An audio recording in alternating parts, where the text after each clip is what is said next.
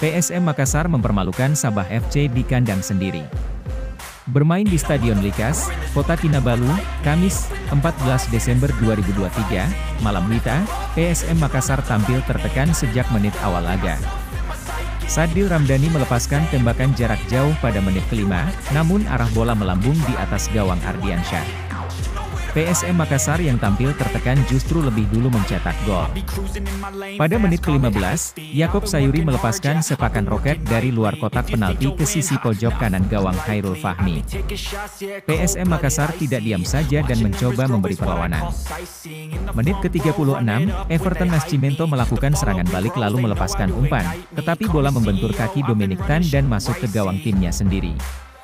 Sabah FC balas menekan hingga menit akhir pertandingan babak pertama. Namun tidak ada gol yang tercipta hingga skor 0-2 untuk PSM bertahan hingga turun minum.